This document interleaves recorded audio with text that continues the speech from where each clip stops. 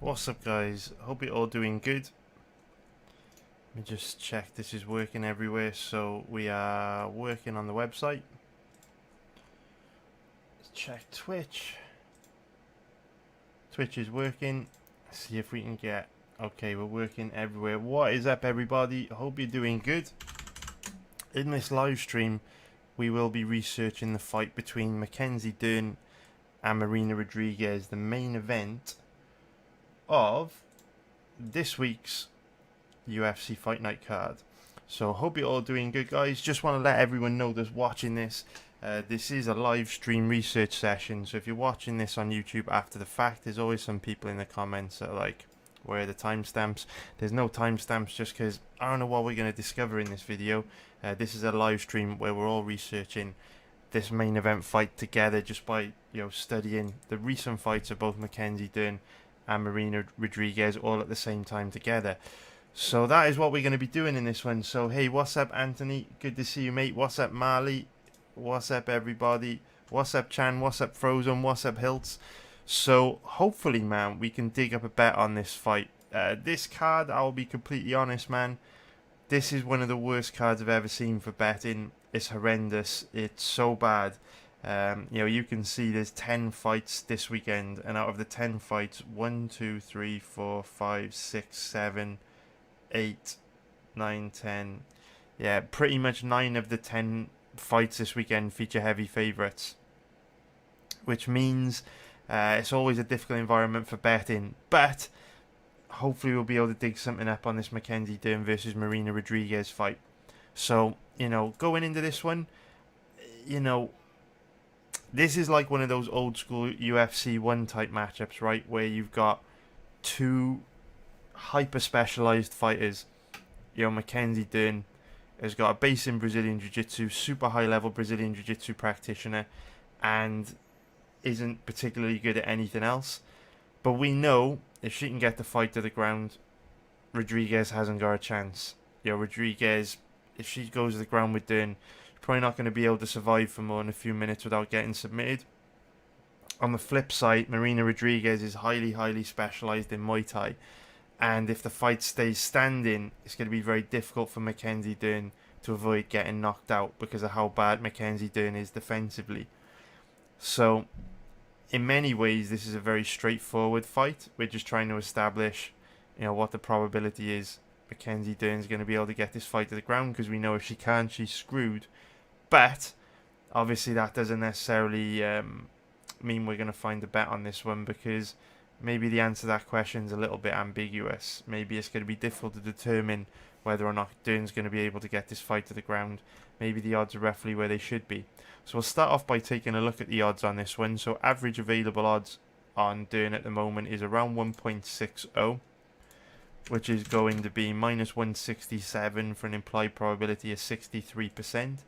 And if we take a look at the odds on Rodriguez, she's currently around an average of, I would say, 2.40, which is going to be plus 140 for an implied probability of 42%.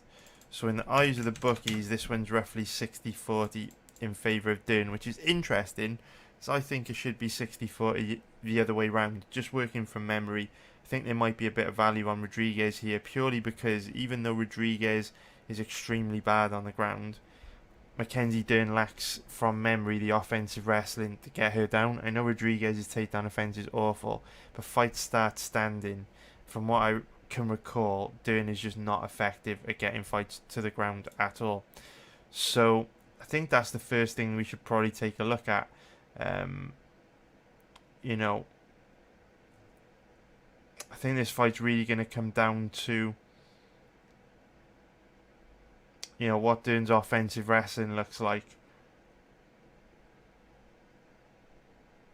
And it's a shame that 3 of her last 4 have ended in round 1, because probably not going to see much of her offensive wrestling. Like, if you look at her stats, I know that you should never make decisions based on stats. They're just kind of like a guide. But you can see Dern's takedown accuracy is only 10%. So painfully bad offensive wrestling for Mackenzie Dern. So let's take a look at it though, man. Let's see what we get.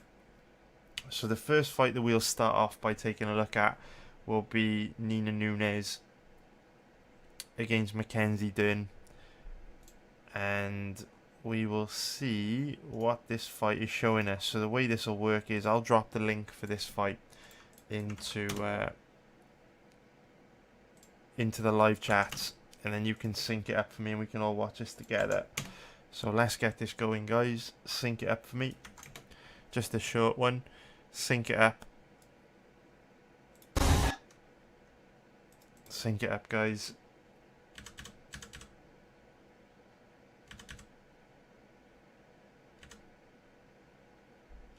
So this first round starts at 1 minute 42 on Fight Pass. Sync it up, guys. 1 minute 42. That's 1 minute 42 on Fight Pass. Let's get it going in 5, 4, 3, 2, 1, go.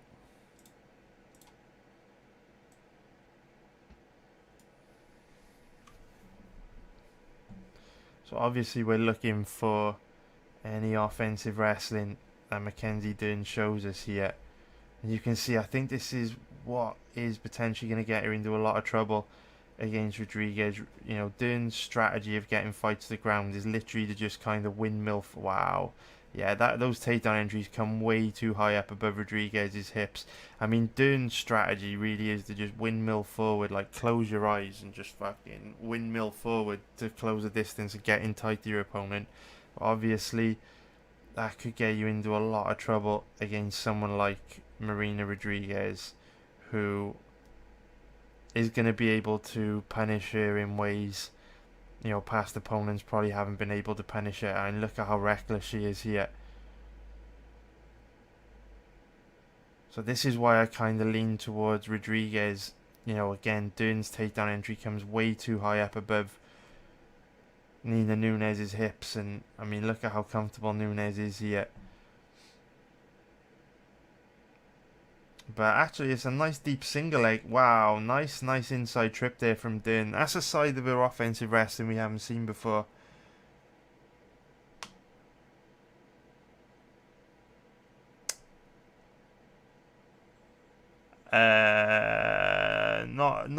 Not. I mean, it's a bit too early to talk about. I think, Mattoon. We need to research the fight first. You know what I mean?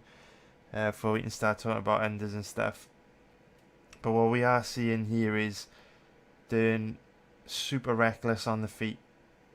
But she did hit a very nice inside trip there off a single leg, which is something new that we haven't really seen from her. Nunes trying to create a little bit of space for herself off her back.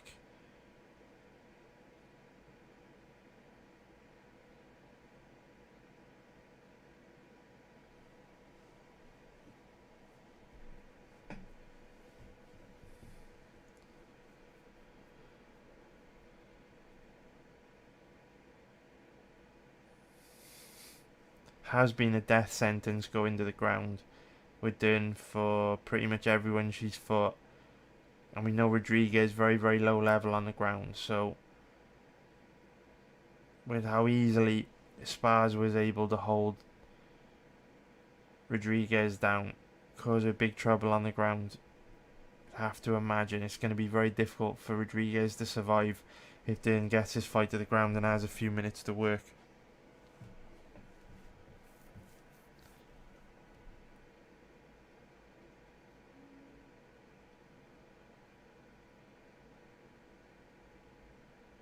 So Dern trying to advance in the mount there, she gets it. She went straight from half guard to mount. You know, you see a lot of fighters will go half guard, side control, then mount, but Dern did it all in one movement. What I really like about Dern is she doesn't rush these positions. You know, you saw she took a little bit of time to wear Nunes down a little bit, so that when she did finally get the mount, it was going to be a lot more difficult for Nunes to shrimp and escape this position. And then from here you see how heavy Dern's hips are. Very heavy from top position. See, she's fishing for this armbar.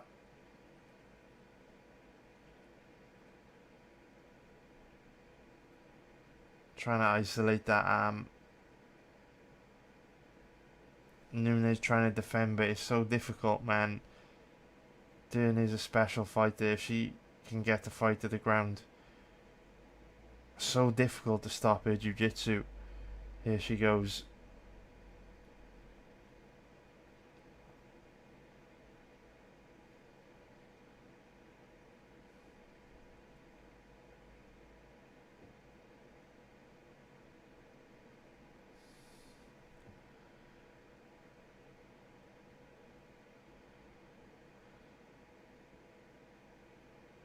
She commits so hard to the submissions as well, man. Like, she is fully committed to this.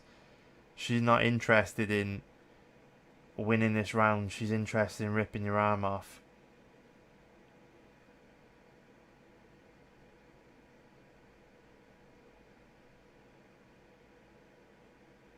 And she gets it. Very, very, very nice. And gives Nunes a hug for a treble. Okay, so let's take a look at the fight against... Actually, you know what? You know what? We did see a bit of offensive wrestling there from Dern. Single leg takedown to inside trip. So let's actually go and watch a bit of Marina Rodriguez now. See if we can get a look at a bit of her takedown defense. Maybe how she deals with the threat of the single leg. So what we'll do, next step, we'll take a look at Rodriguez's fight against Michelle Waterson. So sync this one up, guys. Sync this one up for me. Grab you guys in the US the ESPN Plus link for this as well. Give me 2 seconds.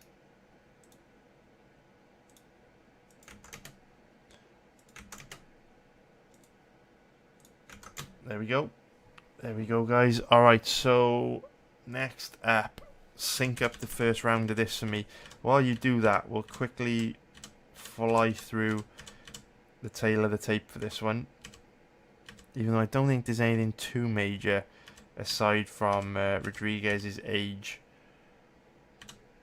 Okay, so this starts at 3 minutes and 1 second. So Mackenzie Dern is 28 years old, 5'4" with a 63-inch reach. So Dern, 28 years old, should be making big improvements from fight to fight. Rodriguez, 34 years old, 5'6" with a 65-inch reach. So a bit of a size and reach advantage there for Rodriguez, nothing huge. She is 6 years older. One thing that I will say, Rodriguez is quite old for a flyweight. You know, 34 years old in the lighter weight classes, it's not good. The lighter weight classes are all about you know, speed, reflexes, athleticism. They tend to be some of the first things that go as you get older. So Rodriguez is getting a little bit old. Sorry for the strawweight division, not flyweight. So yeah, even worse. You know, strawweight is an even lighter weight class than flyweight. So she's getting old for a strawweight, man. So in terms of where Rodriguez has been training for this fight, from memory, she does kind of train at a small regional gym in Brazil. So we'll see if we recognise any of the girls she's training with. So there's Taylor Santos. That's a very good training partner to have. Santos we saw recently against Roxanne Modafferi. He's very difficult to take down, very difficult to hold down.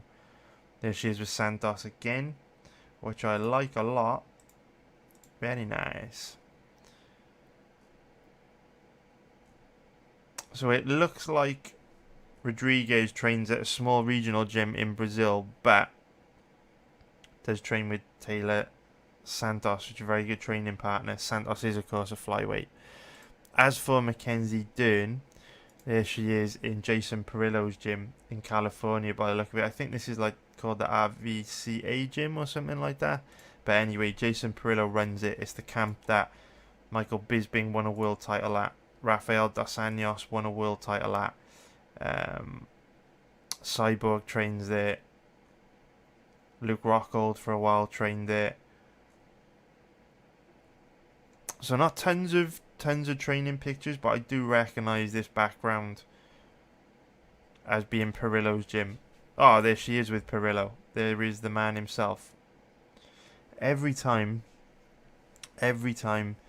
we research one of Perillo's fighters, I'm always like, man, I need to get one of these Perillo Boxing Club shirts, and I always forget, so I need to buy one after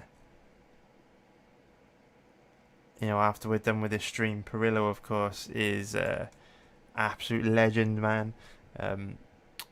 Michael Bisping very complimentary of Jason Perillo in his autobiography, and said Perillo's the best coach trainer he's ever worked with, which is very notable to me. Michael Bisping's an outspoken, intelligent guy who's been around the block, worked with a lot of people in the industry for a really long time, and ultimately Perillo has coached, multiple world championship level fighters, right?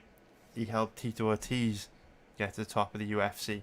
Cyborg, although Cyborg, when she did reach the top of, women's MMA, was obviously trained at Shooto Box, but then she moved to work with Perillo.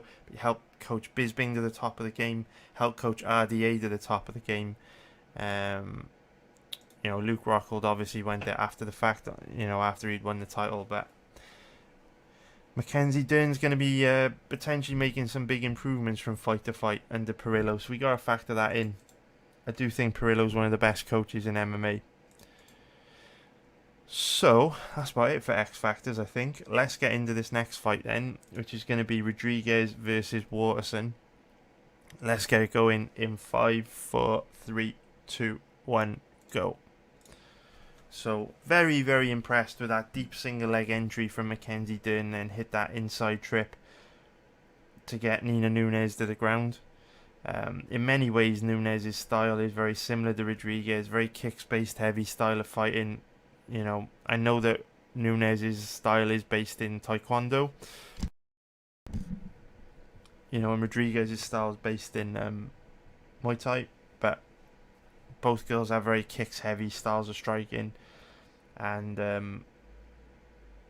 Dern was able to get the fight to the ground pretty easily.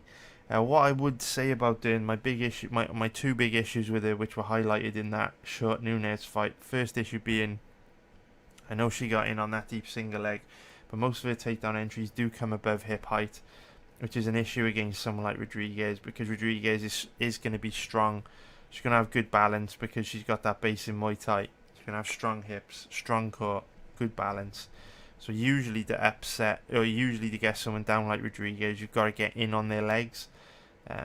Typically that's not something Dern does particularly well, although she did do it well against Nunes by getting to that inside trip. So that is a bit of a risk factor for Rodriguez. As for the second thing that I don't like about Dern, she's obviously very, very easy to hit, very reckless, but the thing is, she can take it. She's tough. She's fucking tough, right? We've seen Dern take big damage against Jandiroba, fight through it. Big damage against Amanda Ribas, fight through it. Although what I would say, and I mean this in the most complimentary way possible, I do mean this as a compliment, Marina Rodriguez does fight like a man, and that is what I think separates her, from some of the other strikers that Mackenzie Dern's been able to kind of face and get away with her weaknesses. You look at Rodriguez, she's big, strong, physically imposing, hits a lot harder than most other girls in the division. She's nasty. She's so much nastier than, pretty much I can't think of anyone else this nasty in the strawweight division. Even if you look at like a Joanna Jędrzejczyk, I know Jędrzejczyk's technically, I know Jędrzejczyk is like technically, a flyweight these days. She's like bouncing around between weight classes. But I think Rodriguez's stand-up's pretty nasty, man. Pretty nasty. Weili Zhang, big one-shot KO power.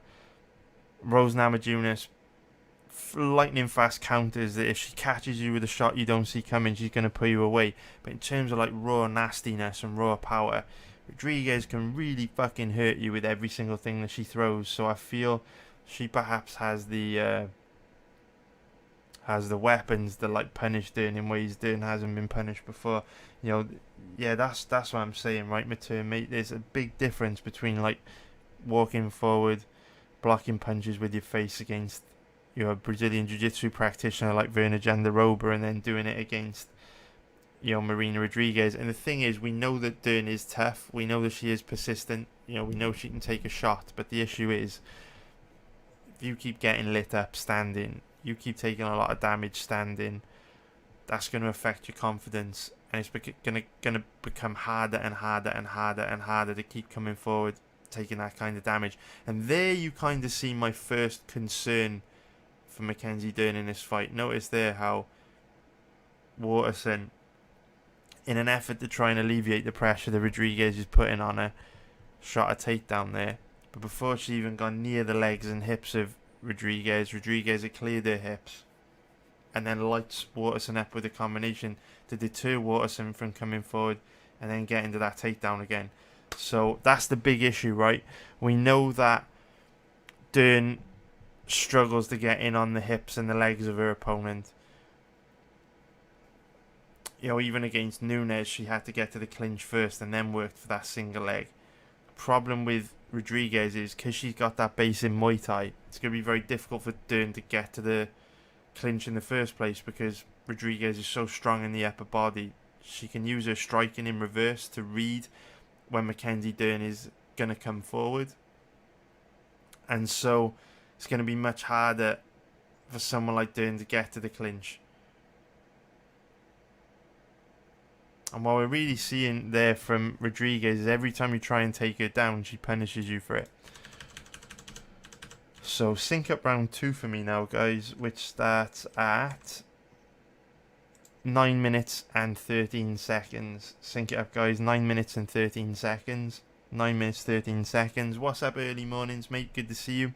Early mornings is saying, I bet Dern at minus 140. Maybe it was a bad bet, but her odds have gotten a lot worse. Good luck for this weekend, mate. Good luck, dude. I gotta be honest with you, man. From like my perspective on this one, I wouldn't bet Dern in this fight. I just don't think she gives you a good risk to reward ratio, man. I think this is one of those fights that has to be dog or pass because, you know, no matter who wins this, if Dern wins, great. If Rodriguez wins, great. No matter the outcome of this fight, I don't think Dern's a great bet here. Simply because, goes back to what we were saying at the beginning of the live stream, right? This is a UFC 1 type matchup where both fighters have extreme weaknesses in the area that the other fighter has extreme advantages. So in a fight like this, it doesn't make sense to bet either fighter at like decent favourite odds, because you've got to think about it, right? We know everyone's in agreement that if the fight goes to the ground, Rodriguez is screwed. If the fight stays standing, Dern's screwed. Everyone's in agreement there. Why would you bet a fighter at favourite odds in a fight with that kind of dynamic? Do you understand what I'm saying? It's kind of like if you're betting Dern at favourite odds, you're doing that with the knowledge that if she can't get this fight to the ground, she's probably going to get TKO'd.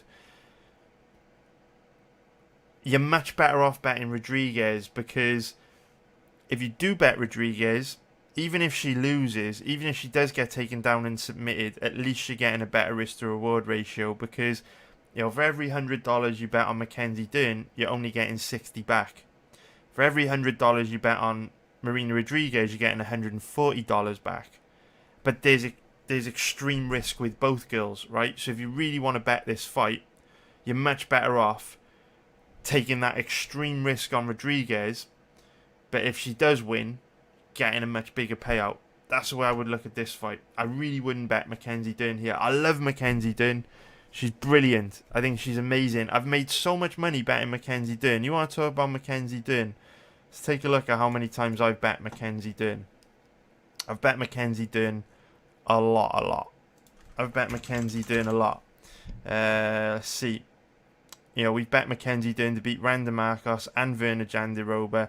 We made good money on both those fights, right?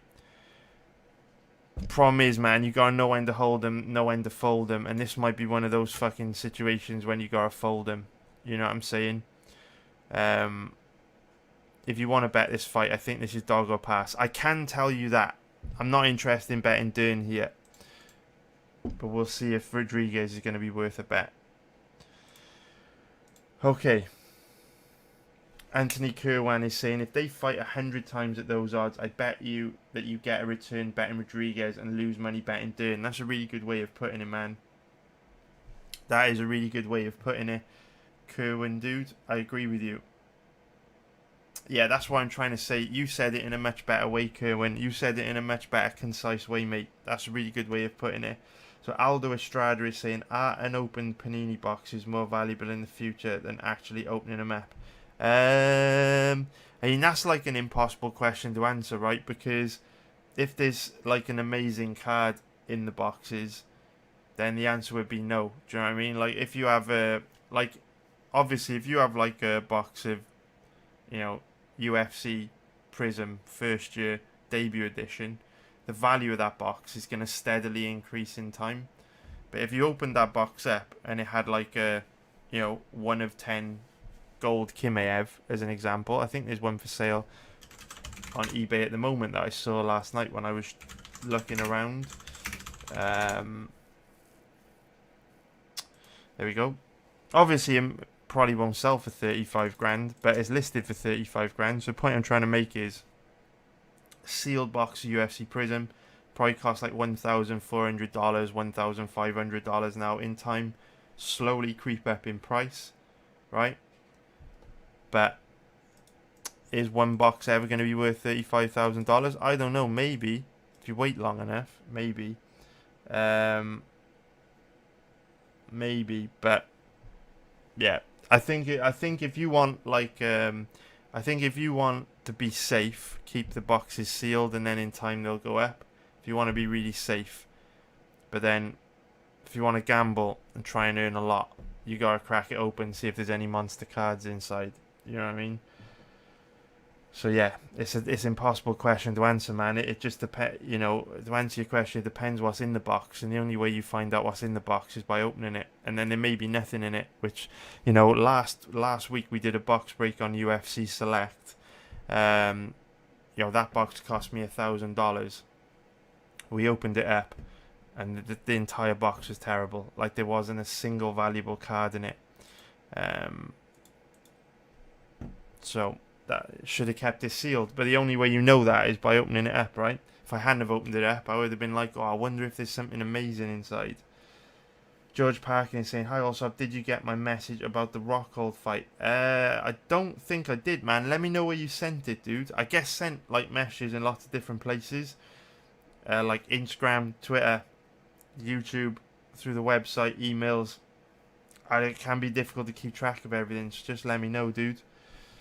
Let me know, mate, where you sent it, and then I'll go check. I'll go find it then, George. Cheers, mate. So Spiz is saying, my favourite analogy was comparing sealed boxes, the ETFs, and actual cards, the individual stocks. Yeah, that's a good one, Spiz. I like that, mate. That is a good one, dude. Alright, so let's get into round 2. Rodriguez, Waterson. Let's get it going in 5, 4, 3, 2, 1, go. Let's go, guys. What have we got? Let's go. So, obviously, haven't seen Waterson fully commit to any takedowns in this fight yet. Kind of like one half-assed takedown attempt above hip height that Rodriguez was able to shut down pretty easily. Have any of you guys, anyone else bet this fight yet? Have any of you guys bet this fight? Like, this is one of those fights where very difficult, very, very difficult to call. If it were me personally, I mean, I can kind of see why the odds are where they are. Like, I can kind of see where the odds are where they are with Dern being a slight favourite. But if I was capping this fight, I'd have both these girls at even money, I think. I think that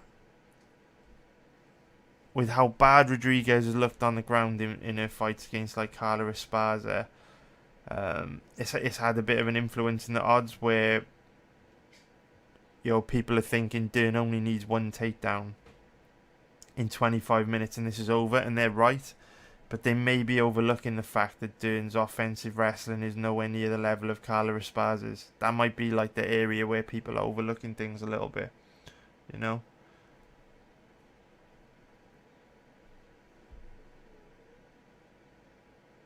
Alright, so Rodriguez was a little bit slow to react to that double leg entry there from Waterson, but she got away with it. But then we don't really see Dern ducking her head down and working for takedowns just from open striking exchanges, right? She likes to bum rush forward, get her opponents to the clinch first, and then start working for takedowns. What's really interesting about this matchup is whenever we're like researching a fight between Marina Rodriguez or Mackenzie Dern, or we're live betting, when I'm doing my live betting commentary during events, we always say like Mackenzie Dern and Marina Rodriguez, they both have the potential to be elite. Like for example, you look at the two top girls, or the two girls at the top of the division, right? Rose Namajunas, Weili Zhang, sorry. I think that if Marina Rodriguez had decent takedown defense, I think she could beat Namajunas and Zhang. I also think if Mackenzie Dern developed semi-decent offensive wrestling, she'd also give Rose Namajunas and Weili Zhang absolute hell. So whenever we research these two girls, we always say the same thing. We say, Rodriguez and Dern are so close to becoming elite strawweights where, either one of these girls could become strawweight champion if they just make those critical improvements that are so important. Dern needs better. Dern just needs some offensive wrestling. Rodriguez needs some takedown defense, some ability to work her way back up to her feet, some ground game. At the moment, she's badly lacking in those areas. But then you've got to think. We always say fighters are on a journey of continual self-improvement, and this is a big fight for him. I would imagine that the winner of this fight will then fight, the winner of... Well, it's tough, right, because Carla's in the mix. But you got to think, like, both these girls are being positioned as, like, number one contenders. And if they just show up, making those little improvements, they're going to be a nightmare.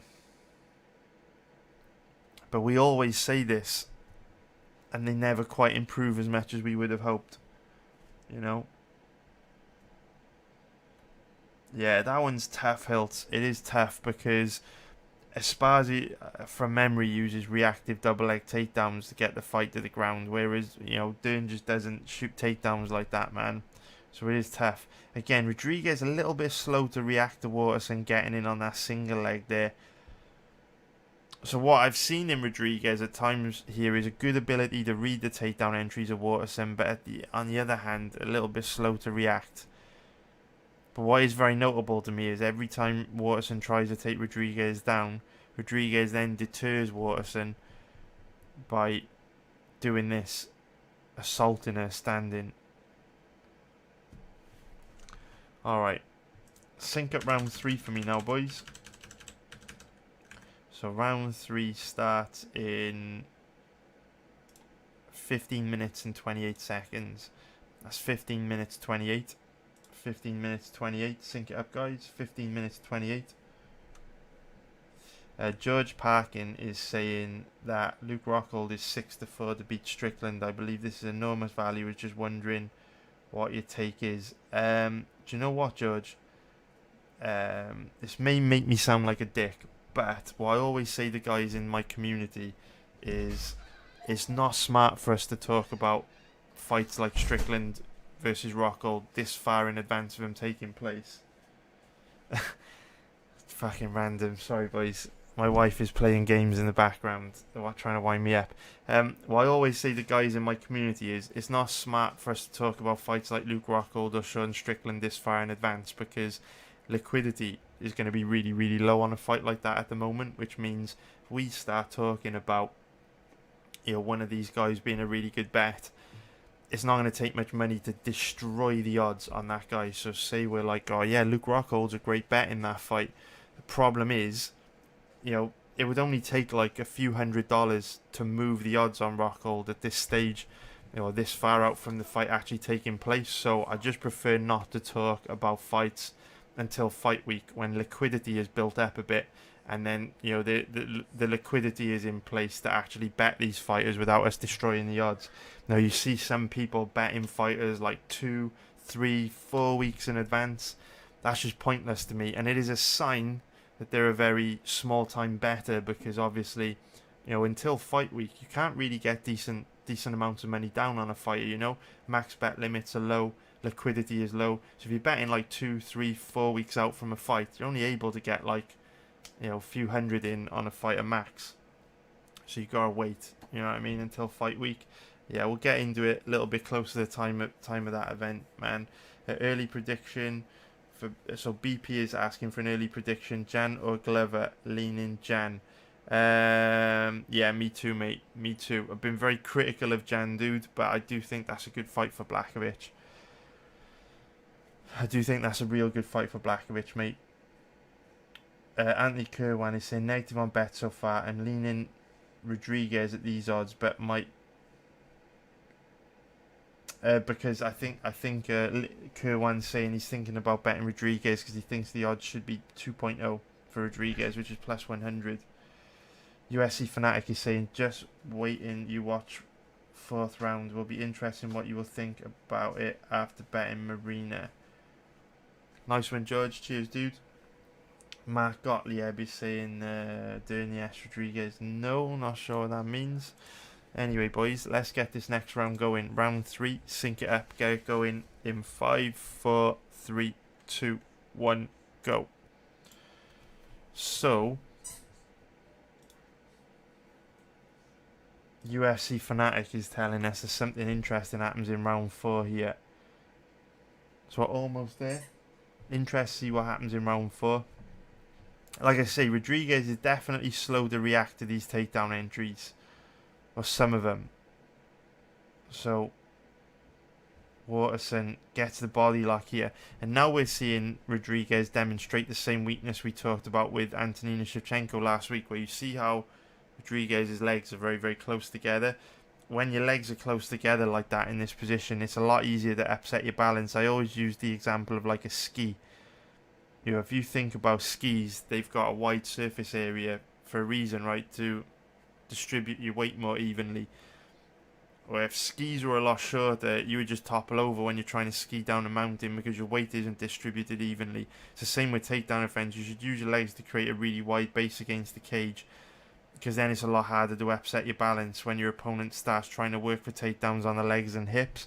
So when you see people like Antonina Shevchenko or Marina Rodriguez keeping their legs really close together in positions like that, it just makes it easier to take them down. Now, obviously, Dern hasn't really shown us very good takedown defense. See, this is the issue for Dern, right? Positions like this.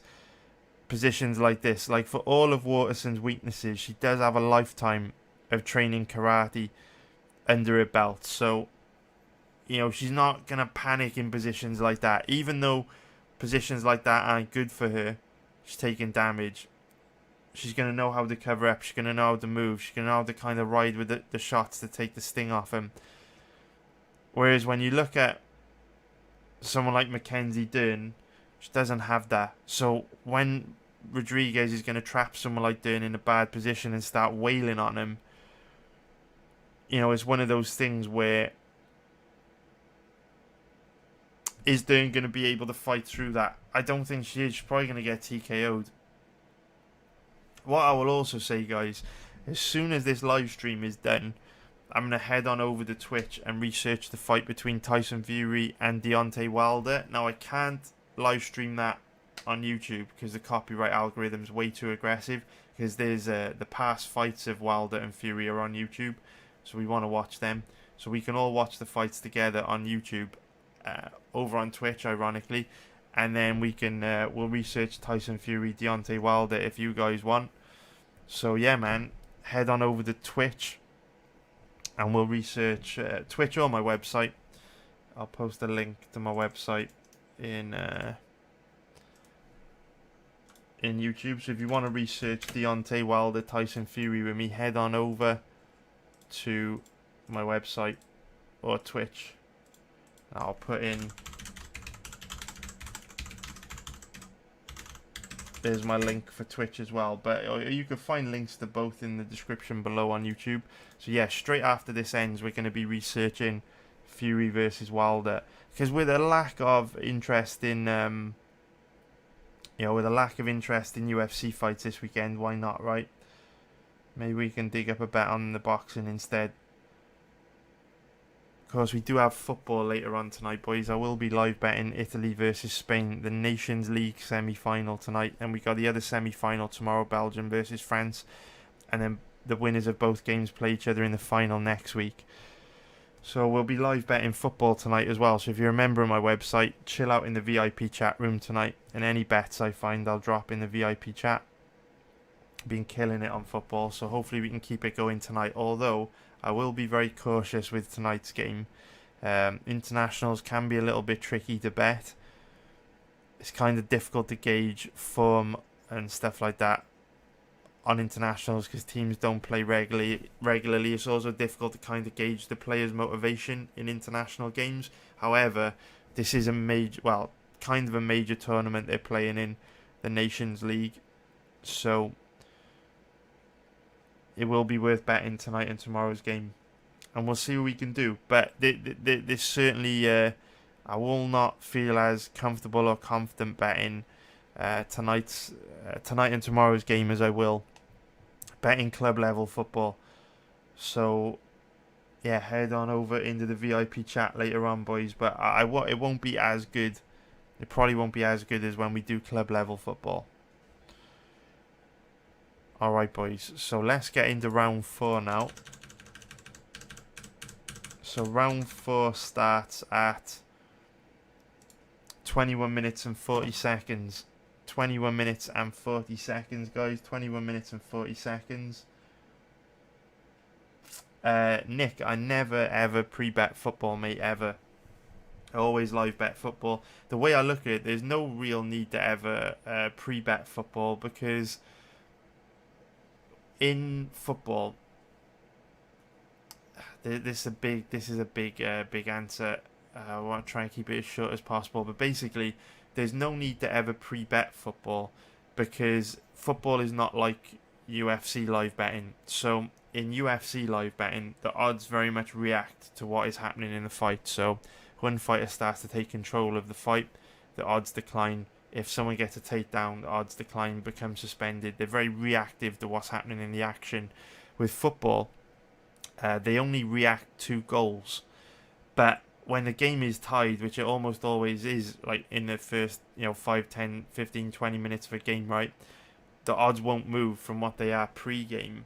So there's no need to ever pre-game bet football. You're much better off waiting for the game to start, watching the first 5, 10, 15 minutes, seeing how the game is going, and then making your betting decision. Because the odds are only going to move if a team scores, but you just want to give yourself the first few minutes just to kind of figure things out, see if the teams are performing how you anticipated them to, and then you can make a decision. Whereas if you pre-bet the game and then one of the teams shows up and significantly underperforms, they look very flat early, the work rate's not there, then you might want to think twice about the bet. You know what I mean? So yeah, I never pre-bet football ever, man. I always live bet it. George Parkin is saying, just on the Rockall point though, surely if huge value presents itself, you should take the price. I guess it's different for me betting for myself. Guess you're thinking collectively as a community. Yeah, for me, George, it doesn't make sense to bet fighters early, because, like, if you look at it like this, right? Say you usually bet a few thousand on a fighter. Why would you bet the opening odds where the max bet limits are probably just $100, $200 and like fuck the odds up? When if you were more patient and you just kept your mouth quiet and didn't say anything, close to the time of the fight, you could then bet thousands at better odds. Do you know what I mean? It's like if I go out now and say tonight, right? I spot like a really good bet on next week's card, right? And I go out and I research this. Like, say I want to bet Andrei Arlovsky next week. I'm not going to be able to bet any money on him, really, only a few $100s, because max bet limits are going to be so low. But by betting a few $100, and saying everyone, I think Andrei Arlovsky's a great bet next week, that'll just fuck the odds up, and he may move down to like 1.60, 1.70, whereas I could wait till fight week, and then I could bet a few thousand on him. You know what I mean? So that's like my logic. It's one of the reasons why I put content out a lot later than a lot of other people.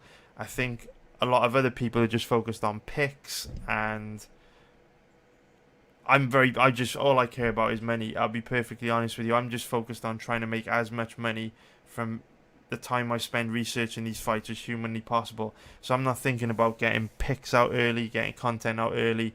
I'm not thinking about, getting a few $100s in at really good value odds. I'm thinking about trying to make the most amount of cash possible, and the best way I can do that is waiting until as close to the time of a fight as possible, because that's the point at which the max bet limits are the highest and the liquidity is at the highest. That's just the way I do things, man. I know it's not for everyone, but that's how I know I need to do things in order to be able to make the most amount of money possible. Alright.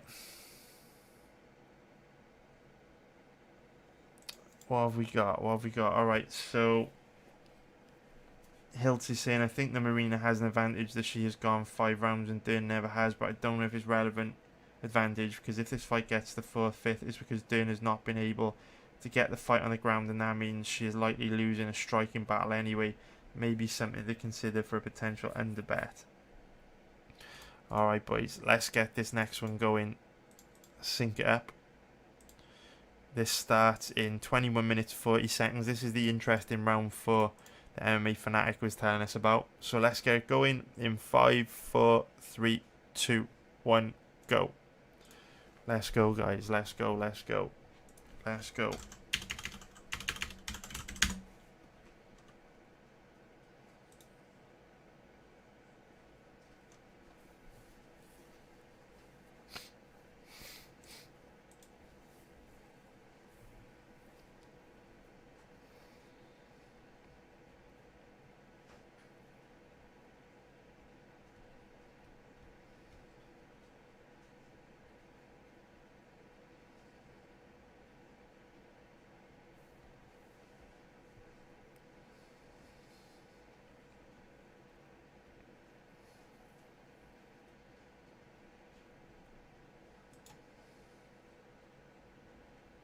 Nick is also saying that round 4 is going to open our eyes on Rodriguez. Nice one, Nick. Thanks a lot, mate.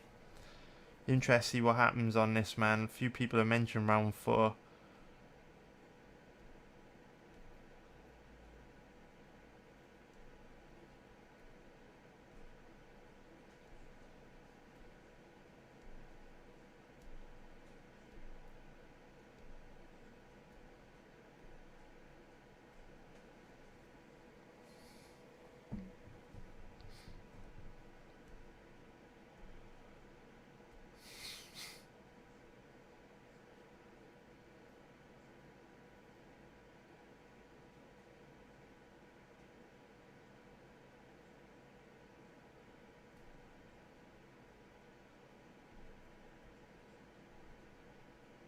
Nice outside trip there from Waterson. Straight into Rodriguez's guard. So Rodriguez, historically, just hasn't been able to work her way back up to her feet, right? Has made no attempt to work her way back up to her feet. What's interesting about this position, though, is she's not in a bad position here. Waterson's quite slight, quite feminine. It's not like she has the heaviest top game. She's quite small for a strawweight. We know that Waterson started her career as an atom weight. And here, Rodriguez has been taken down close to the cage. So she should be able to slip her legs out from underneath Waterson, slowly scoot her back tight to the cage, and then wall walk. So Rodriguez is not in a bad position here. She should be able to work her way back up to her feet. It would be interesting to see if she can.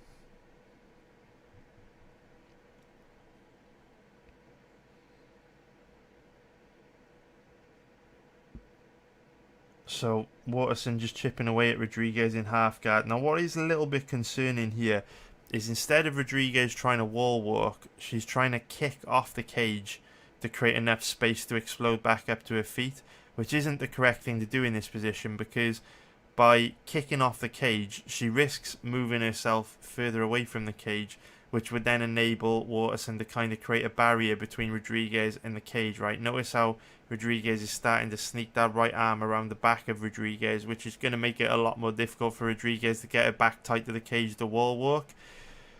So Rodriguez showing a little bit of bad fight IQ here.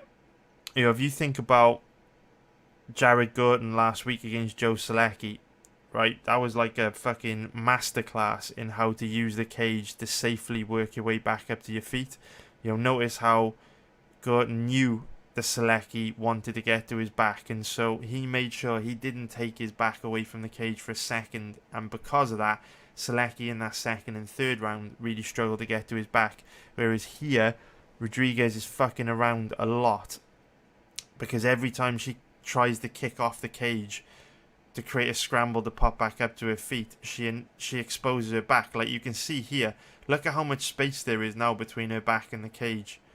You know, if Rodriguez wanted to, she could start moving to take Rodriguez's back here, which, you know, at the moment she's not doing because she's very comfortable here chipping away at Rodriguez from half guard.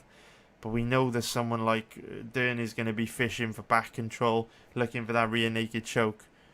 And if you've got someone like Dern on your back, there's a whole world of problems to be in. So yeah, again, Rodriguez's low quality ground game, or non-existent ground game, getting exposed there. Like we saw in the Carla Esparza fight, it's all kinds of bad. So sync up round 5 for me now, sorry. Sync up round 5, which starts at 27 minutes 55 seconds. 27 minutes 55. 27 minutes 55. Sync it up, guys. Nick Rodriguez is saying Mackenzie is looking bigger and bigger every fight with more muscles and less body fat. She's not as feminine as she first was. It's a good point, man. It is a good point, dude. Alright, let's get this next one going, guys. Sync it up. Get it going in 5, 4, 3, 2, 1, go.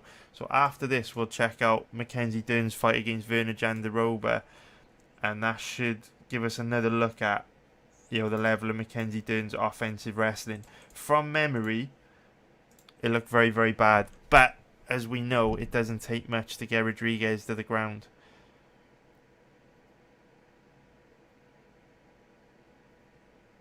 So we see Rodriguez looking a little bit flatter now. After that grappling, you know, Rodriguez not as light on her feet. Legs are a bit heavier, arms are a bit heavier. Much flatter than she was.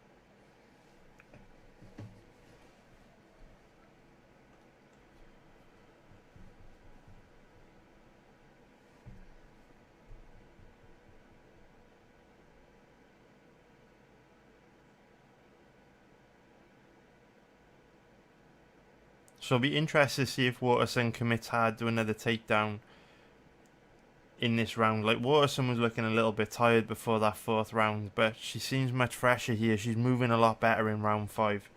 Almost like she took a bit of confidence from the way round 4 went. You know, after really struggling, in the first 3 rounds. And that what you see there is my biggest concern for Mackenzie Dern in that fight, or in this fight. Notice how Waterson tries to shoot a double leg there, and she just gets absolutely nowhere near it. Rodriguez, using her ability to read her opponent's movement from an extensive background in Muay Thai, sees that level change coming from a mile away and just moves back and clears her legs. Again, she sees that takedown entry coming from a mile away. That's the problem that Mackenzie Dern is going to have in this fight. Mackenzie Dern just blitzes forward in straight lines, winging these big wide hooks. But she doesn't set her takedown attempts up, right? She just blitzes forward, looks to get in tight to her opponent, where she can start working for a takedown from the clinch. But with Rodriguez's ability to read, when her opponents come forward, it's going to be very difficult for Mackenzie Dern to tie Rodriguez up, and therefore it's going to be very difficult for Dern to get this fight to the ground. Now that does get a little bit more complicated with the fact that Rodriguez does have a base in Muay Thai. One of her strongest positions is in the clinch. She loves to be in the clinch, and because of that, if Rodriguez is going to kind of go to the clinch with Dern, because that's just what she does instinctively, that would give Dern opportunities to work for takedowns. But if Rodriguez is smart, doesn't allow Dern to get anywhere near her, I think it's going to be very difficult for Dern to tie her up, Yeah, but the thing is though, Hiltz, Waterson shooting naked poses more of a threat to taking Rodriguez down than Dern does, because when Waterson shoots naked, and at least she's trying to get in on the legs and hips of Rodriguez, right? Whereas when Dern comes forward, she's coming forward in a straight line, and when she arrives at the point where she gets close enough to Rodriguez to tie her up, she's not looking to get in on the legs and hips. She's looking to grab a hold of Rodriguez above hip height, which is extremely hard to do because Rodriguez is strong in the clinch. She's going to be able to read Dern coming forward, and it's going to be very difficult for Dern to grab a hold of Rodriguez if Rodriguez is just going to be looking to disengage. It's almost like it's one of the reasons why Mark Hunt was so difficult to take down for most of his career, right? Because it's very, very difficult to get close to him and tie him up because of how good he was at reading lower level strikers coming forward trying to grab a hold of him. You know what? I would disagree with you, Hiltz. I think it's a lot easier to see Dern coming forward because with Waterson, she's counter striking. She's doing a lot of different stuff. With Dern, you know that every time she comes forward, she's looking to run at you and grab a hold of you.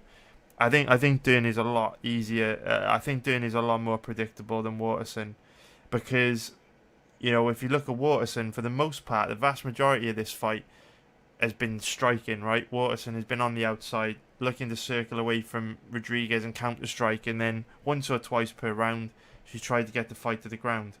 So in some ways, she's got the element of surprise on her hands, which is why we've said throughout this fight that on occasions, Rodriguez has been a little bit slow to react to the takedown attempts of Waterson.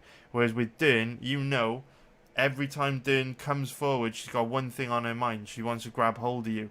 So I think Dern's a lot more predictable than Waterson is, because Dern's not going to be counter-striking. Dern's not going to be attacking with single legs, double legs.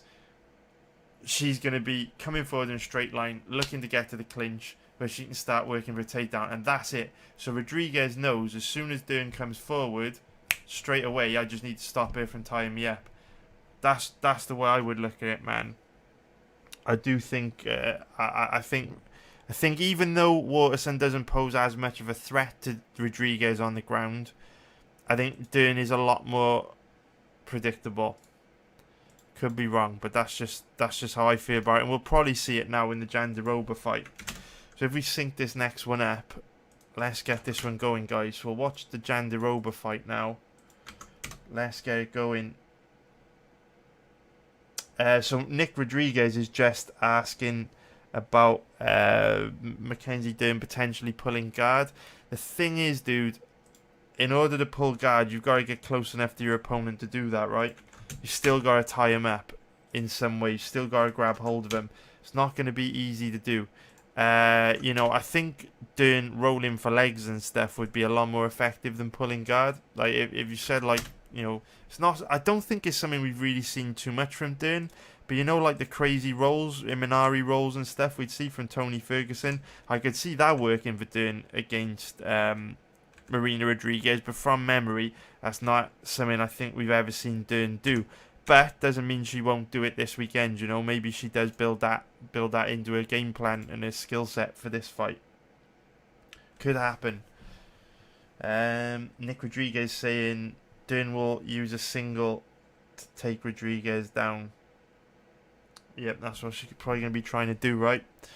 But in order to get to the single leg, you got to grab hold of Rodriguez first and get her in the clinch. That might not be that easy to do. So let's get this next one going. Starts at 1 minute 28. So this is Dern and Jandiroba. Let's get it going, guys. 1 minute 28. Let's get it going in 5, 4, 3, 2, 1, go. Let's go, guys. Let's get it going. Let's go.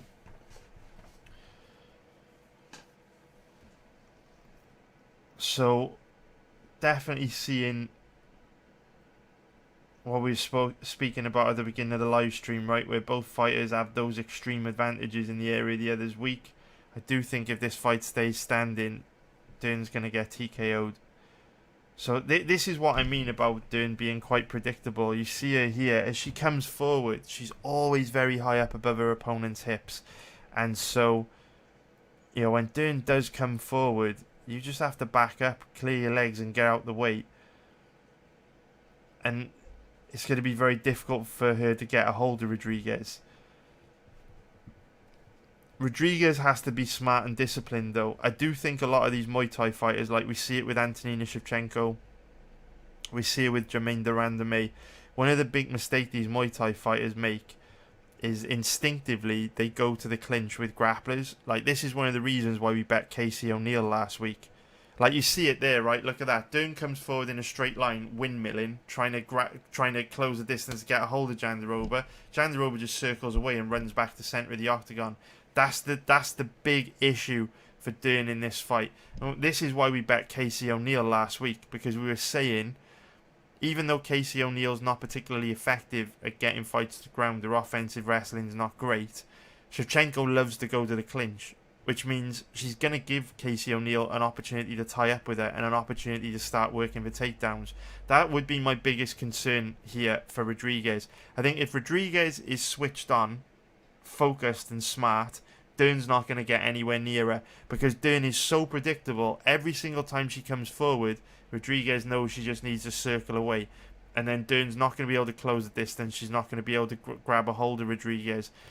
The window of opportunity here for Dern is when Rodriguez reverts to type, and she may be tempted, instead of circling away for Dern, to go to the clinch. And at that point, that's when Dern, you know, can get in tight to Rodriguez and start working for a takedown. But, you know, if Rodriguez sticks to the game plan, I don't think Dern's going to get anywhere near her. Hey, what's up, Taz? Good to see you, mate.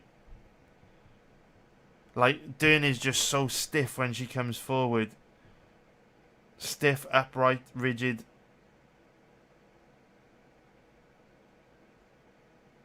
Remember what we always say, man. In order to get a fighter down, you've got to get in on their legs and hips, and Dern's not good at doing that.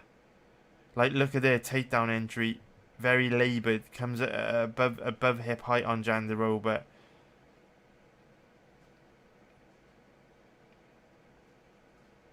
And here we see her using the same high crotch single leg that she used to get Nina Nunes to the ground. Which is huge, man. You know, Rodriguez has shown us she doesn't have the best balance. Right? It's not hard to upset Rodriguez's balance. And a big part of that is because of the fact she keeps her legs too close together, which is what we were saying at the beginning of the stream. Jermaine Durandame makes the same mistake. Antonina Shevchenko makes the same mistake. Yeah, I think that's true, Taz. Like, if Dern gets his fight to the ground and has a minute or two to work, I think this is over, man. I think it's over, dude.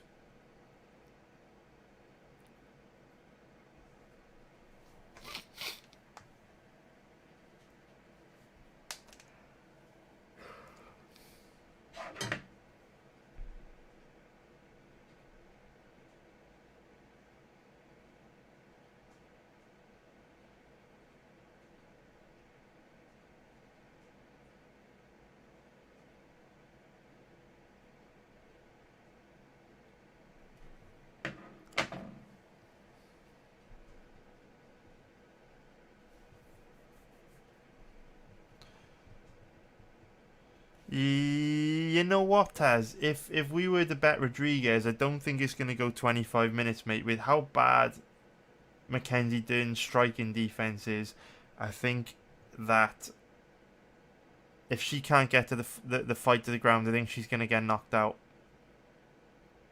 Brutally knocked out. As much as I love Mackenzie,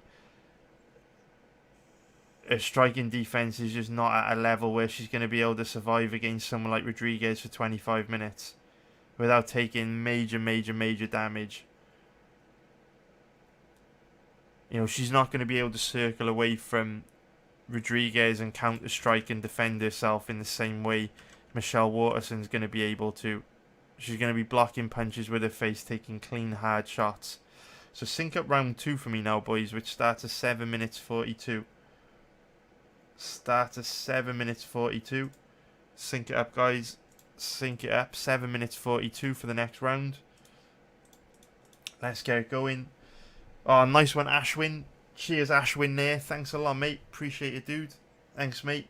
Stublord is saying, I won 12 fight parlays 2 weeks in a row and I won a Contender Series parlay last night. Well played, Stublord, mate. Congratulations, mate. Hope you earn a big chunk of money from them bets. Cheers, dude.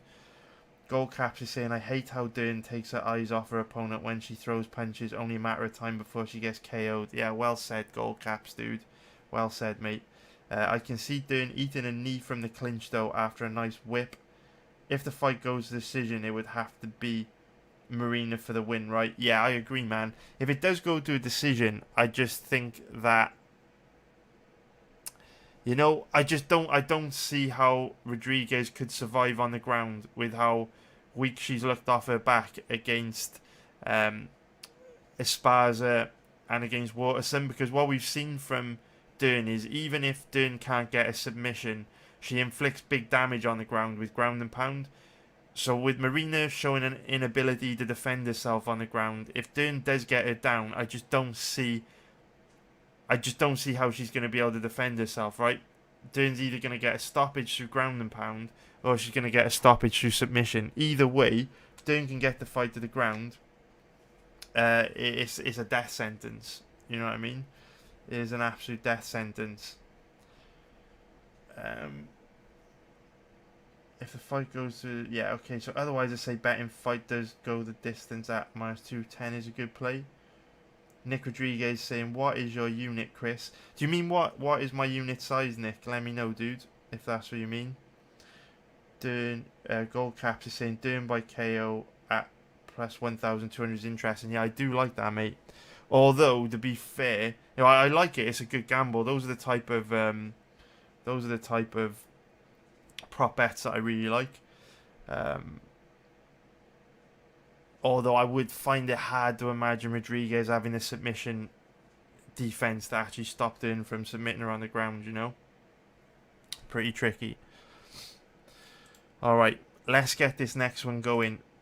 Let's go. Let's get this next one going in 5... Or this is round... Yeah, this is round 2, Jandiroba Dern. Let's get it going in 5, 4, 3, 2, 1, go. Let's go, guys. Let's go. Let's go. Let's go.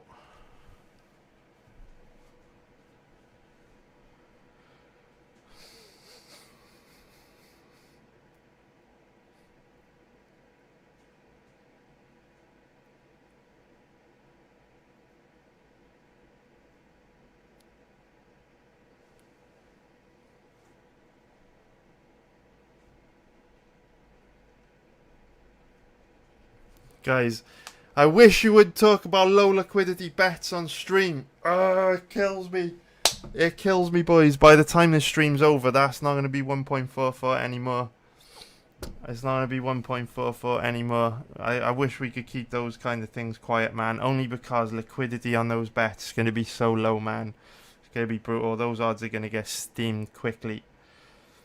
You know what I mean? You gotta think like 40, 50 people watching that stream. Everyone goes and bets that at the same time. Fucking cooked. Those odds are dead.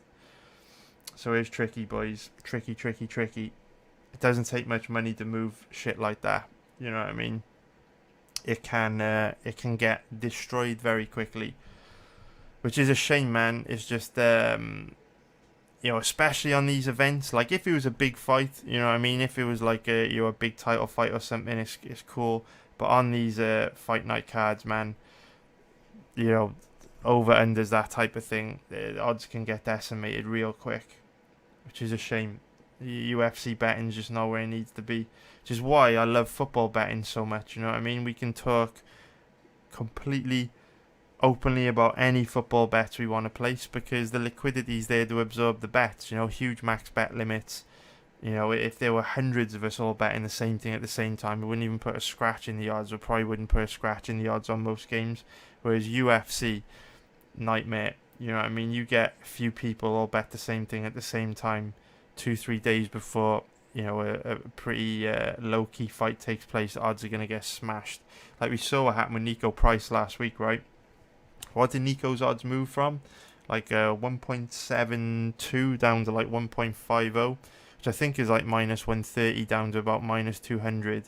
And that was like a fight on the main card featuring couple popular fighters, and the odds still got decimated. Like imagine what can happen to prop odds. Yeah,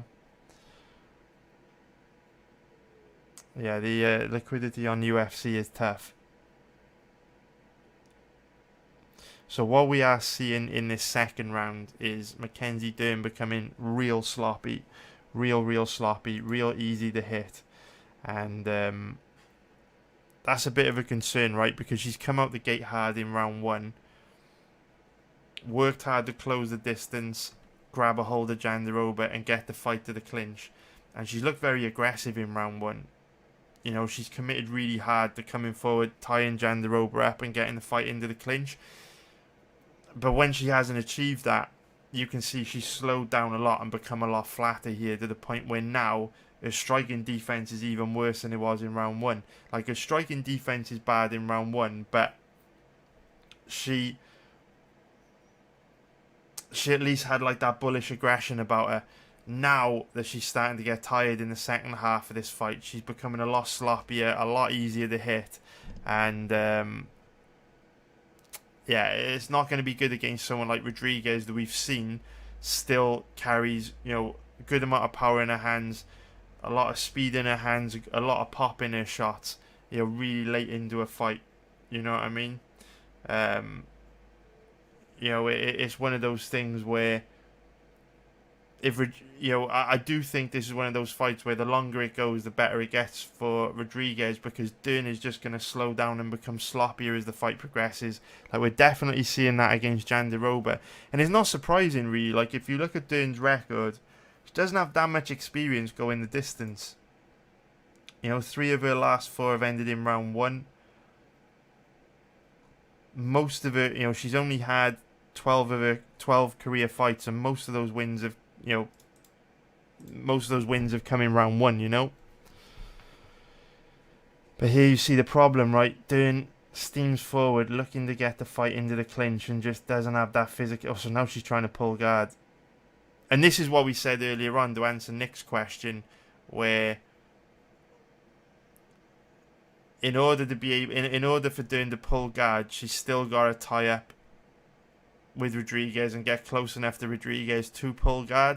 And what we've seen from this fight is an inability to do that.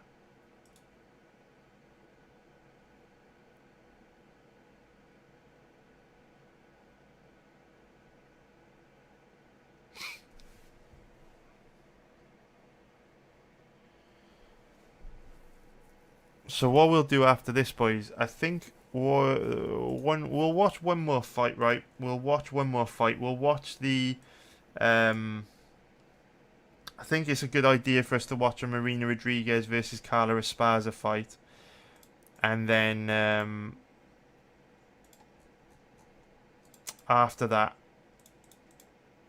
we'll move on. We'll do Deontay Wilder, Tyson Fury if anyone's up for it. But we'll do that on Twitch because we can watch their past 2 fights together then, instead of having to use this countdown clock. So yeah, we will get that going.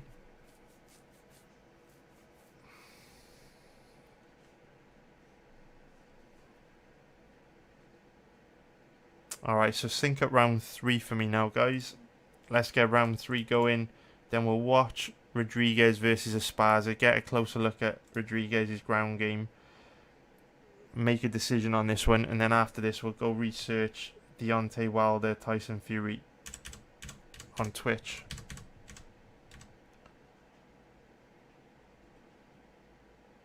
Yeah, I agree, JB.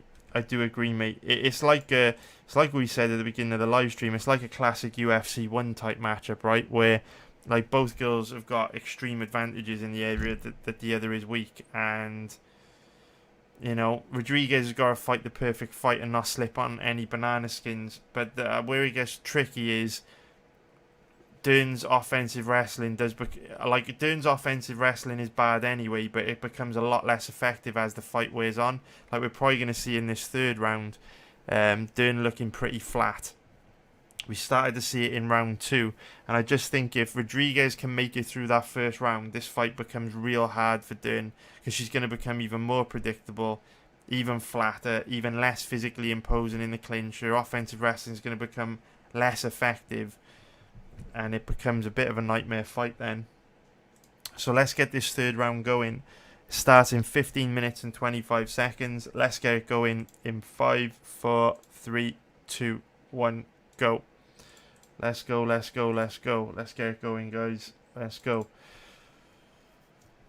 So yeah, what we'll do, we'll research Tyson Fury, Deontay Wilder after this, and then the football should start after that.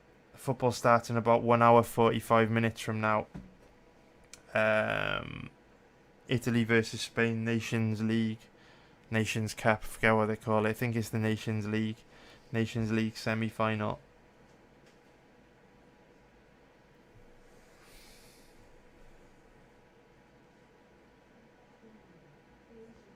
Nice single leg entry there from Dern. See, these are the kind of takedown attempts that are going to cause Rodriguez big trouble. We just don't see enough of them from Dern. You know, those kind of deep single leg entries are what Dern needs, where she fully commits to them. It's all about fully committing, right? You can't do what we saw from Waterson, where she was kind of half-assed committing and then retreating as soon as Rodriguez moved back and scooted her hips away. She needs to fully commit, because if she fully commits and gets in on the legs of Rodriguez, we know it's very easy to upset the balance of Rodriguez. So that's what Dern needs to do, but easier said than done, especially when, you know, you don't really have any striking defense.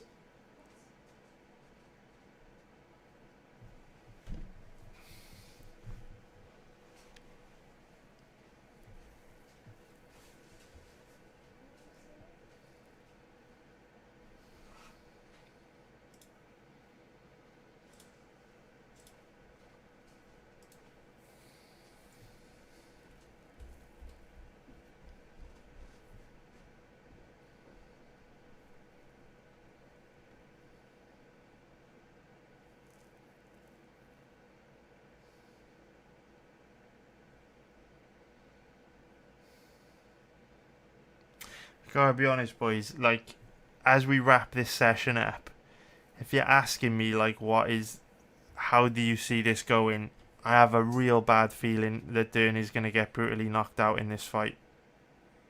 Have a real bad feeling about it. Just because of how much danger she puts herself in standing. Like, this is better from Dern, though. She gets to a single leg, starts working for a double leg, sweeps the leg out from underneath Jandiroba. But one thing that bothers me a little bit about Dern is that from like halfway through this fight, she's looked very flat. If she looks like that against Rodriguez, I think she's going to get knocked out. It's going to be very interesting, man. For Dern to win this, she's going to have to come out the gate hard. She can't give Rodriguez a chance to settle down and get comfortable. She's got to catch Rodriguez cold. Got to catch Rodriguez cold and drag her to the ground before she has a chance to get comfortable in there and settle into a rhythm. I think if this fight goes into the second and third round, it gets so hard for Dern, because like positions like this, right, where Dern is kind of just stood in front of Jandiroba with her head down, flailing her arms around, you can't do that against Rodriguez. You get yourself knocked out. That's the difference. Like, there's a big difference between playing these games against like Jandiroba, Cyphers, Marcos, Nunes, You know, even Rebus, and doing that to someone like Marina Rodriguez is tough.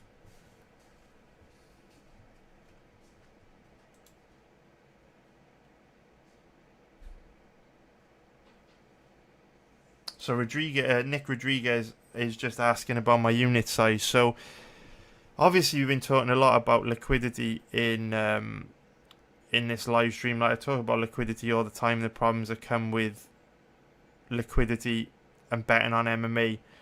And when it comes to unit sizes for MMA, for me personally, it just doesn't.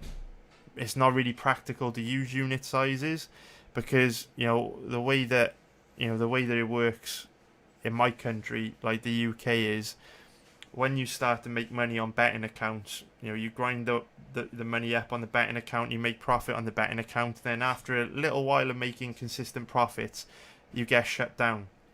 Like your account gets closed, you have to withdraw your money and you have to go and try and find another account. So it doesn't make sense for me to use units in the UK because it's not like when people talk about unit sizes, they talk about it in a way that you can just keep growing your bankroll to an infinite number, and as your bankroll gets bigger, your unit size is going to get bigger. But that's not the case when it comes to betting in the real world. Like, betting in the real world doesn't work like that.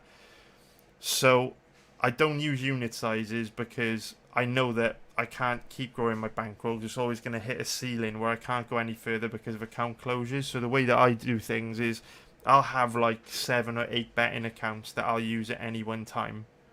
And I will basically try and grow that betting account as much as possible before it gets closed down. Then when it gets closed down, I will make a withdrawal, put the original deposit into a new betting account, and then take the profit and do something else with it. It doesn't make sense for me to use unit sizes because I can't grow like the amount I'm able to bet any further than what I'm currently betting because max bet limits, liquidity just isn't there to absorb giant bets on UFC. It's like if you want to go and bet, say your unit size was $20,000 a unit, and you wanted to bet 3 units on fucking Chris Gutierrez to beat Felipe Colares this week. Good luck betting 60 grand on Gutierrez. Like, it's fucking impossible. At least in my country, that would be impossible. You're not going to be able to bet 60 grand on Chris Gutierrez. Liquidity is too low.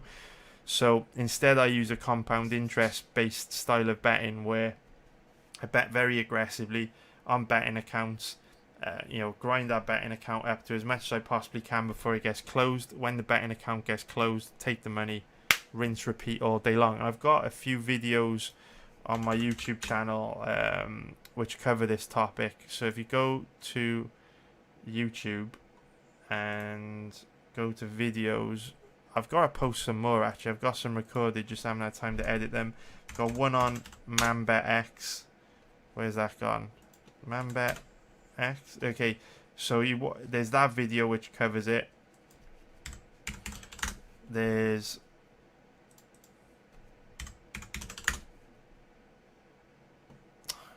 it's not coming up. Why is the search stop working?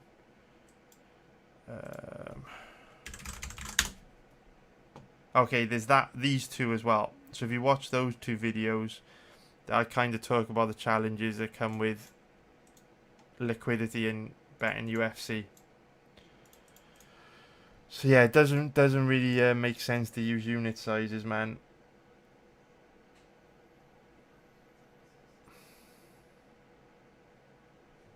All right, boys, let's get this next one going. Let's get it going. So next up, we'll watch Marina Rodriguez and Carla Esparza.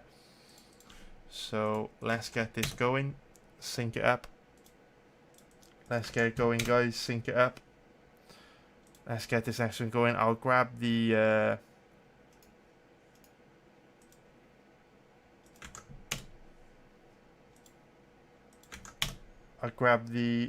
link for ESPN Plus. There it is. So sync this one up for me, guys.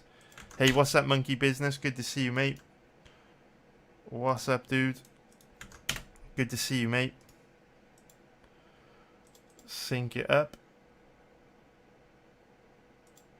Alright, boys, let's get it going. So Nick is also asking about Asian betting sites now. So there is one betting site called Spobet that is so most Asian sites do limit you. So there's like ManBetX, there's Fun88, there's what have you got? You've got 188bet, 18bet. There's tons of Asian bookies. I've been shut down on all of those ones I just mentioned, but there is one Asian betting site which is a little bit like Pinnacle. So it's called Spobet. Where is it? So yes, Spobet. This is the site, right? And as you can see, this is why I don't use them. Okay, so there we go. So there is a site called Spobet, which is an Asian site, which don't limit you. They don't restrict your accounts, but it still isn't possible to use unit sizes with them because they still set max bet limits, right? It's like if you go to a casino, different tables have different max bet limits, right? Some roulette tables will have a max bet limit of $500. Some roulette tables have a max bet limit of $10,000. A website like Pinnacle or Spobet that don't limit you or restrict your account are not just going to let you bet an infinite amount of money on their sites. So it doesn't matter whether you get shut down there or not. You still can't use unit sizes with them because eventually you're going to hit that ceiling when you bump into their max bet limit. You know, ultimately, betting sites, casinos, they've all got to manage their liability, manage their risk, and they do that by setting max bet limits in place so that you can't kill them. And unfortunately, you know, on European betting sites at least, liquidity and max bet limits just aren't huge on MMA fights. And as soon as you start to test those max bet limits, you often get shut down very, very quick. I can't use Spobet because in the UK they don't accept customers from the UK. You can use proxy services like Bet in Asia. Website's a little bit slow, but you can use a proxy service like this, where if you live in a country where like Spobet or Pinnacle don't operate, you can open up an account on those sites through like a broker like this, where they will basically open up an account for you on one of these sites, like you see them all listed here. But 18bet definitely limit. I've had accounts closed there before. Matchbook is an exchange. I use them. BetDAC is an exchange, but the liquidity is absolutely non-existent on UFC. So these are all the sites that you can open up accounts on, you know, through Bet in Asia. But then, you know, you have to kind of trust a third party like Bet in Asia to be in control of like tens of $1,000s of your money. Like, it's whether you want to do that. You know, it's a risk, right? You know, it's risky enough a lot of the time, you know, putting tens of thousands of dollars into sites like this. Like, it's risky enough putting tens of thousands of dollars into the top sites like Bet365, William Hill. I mean, do you really want to be putting tens of thousands of dollars into sites like fucking PS3838 or Turf 7, you know, CityBet, Penta 88? Like, most people have never heard of these sites, and they could just disappear and take your money. Bet in Asia can just disappear and take your money. Like, if you use a brokerage service like Bet in Asia, say you put 50 grand into, you know, one of these accounts through a broker, and you crush it. Say you turn that 50 grand into like 100 grand. When you go to try to make a withdrawal, they can go bingo, and you can't get your money back. There's fucking nothing you can do about it. And the problem with this sort of industry is so few people have to use services like this because, let's be real, barely anyone makes money gambling. Hardly anyone makes money gambling. So if they screw you over, they know that it's not like their reputation is going to be damaged. It's not like, you know, you can go and kick up a fuss about it, you know, on social media. Because the fact is, no one gives a fuck. Like, no one cares the betting sites close you down when you consistently make money, because not enough people actually make money gambling for it to affect them. You know, I've been talking about account restrictions, account limitations for years. No one gives a fuck. No one cares. Because it you know, it only affects such a small percentage of people that bet on sports. I know Bet365 released like a statistic years ago where 95% of the accounts that get opened on their website never turn a profit, which means 95% of people that gamble don't give a fuck about this sort of stuff, which means I think companies like this are really, you know, very, very, very dangerous to trust, you know. Best odds and highest liquidity, no restrictions. So you gotta think, the way I always look at it, man, is ultimately no betting site. No betting site wants you to make money. There will be some sites that's like your Pinnacle, Spobet. Oh, we want sharp gamblers because it helps us set efficient betting odds. It's all a load of fucking horseshit. They don't want winners. They don't want profitable players. It's all bollocks. That's what it is. It's all bollocks. So when I see stuff like no restrictions, best odds and highest liquidity, I don't know. Maybe I'll give this system a try one day, but it's a little bit, I don't know, a little bit dangerous, you know what I'm saying? Oh, okay, so Jay's saying us a Spo bet is shit.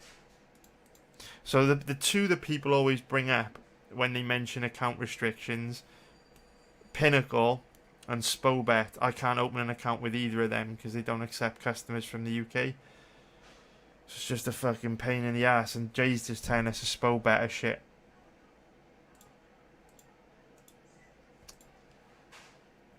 Yeah, exactly, you're right. So Matern is saying it's probably a lot less than people, probably a lot less than 95% of people who open accounts make a profit, because the 5% that are profitable will keep opening accounts, right? So it could only be 1% of people that open accounts are profitable. It wouldn't surprise me.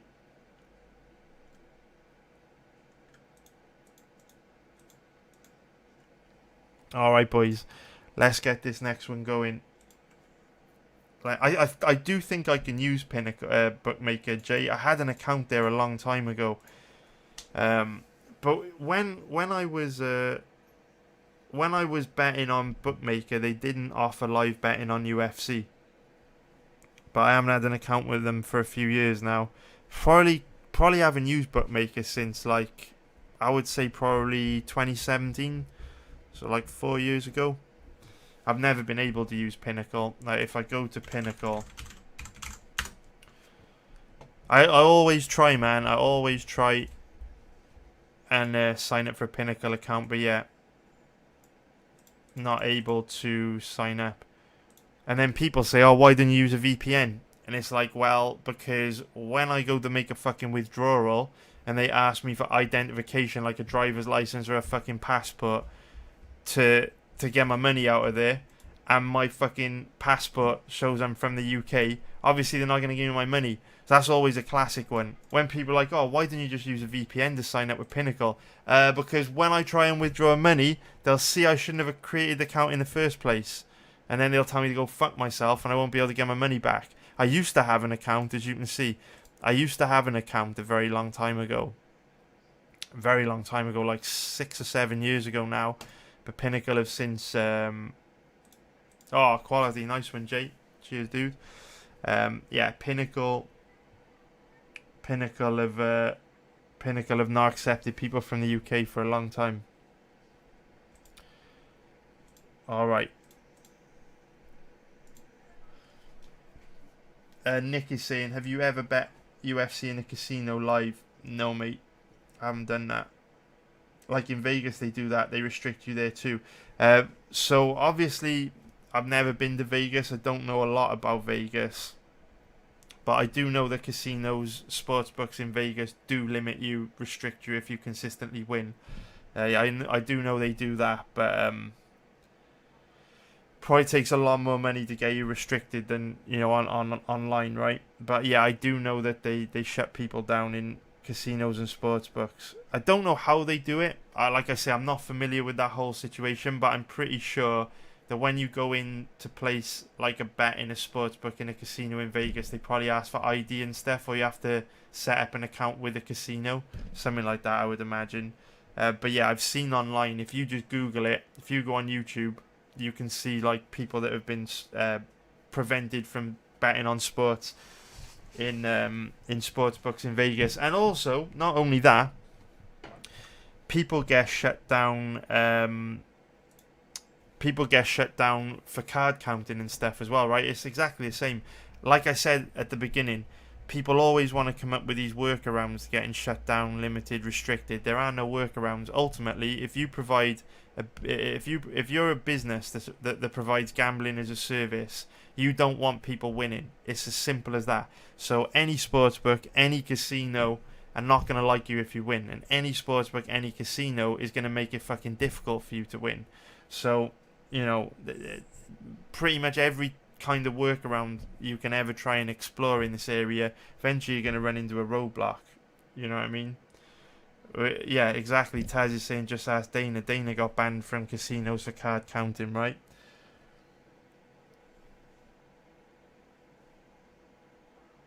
Yeah, so okay. So Nick is saying you always hear about someone placing $1 million bet on a boxing match in a casino in Vegas. So it goes back to what we've been saying all the way through the stream, right? You have to look at, I don't know if you invest in like crypto or like stocks or anything, but you have to look at betting like a market, right? So if you want to bet something, there has to be like a pool of liquidity there to absorb that bet. By liquidity, we mean a pool of money. So for example, you know, if you go and buy $1 million worth of Bitcoin, right? That's not going to do anything to the price of Bitcoin, because if you look on CoinMarketCap,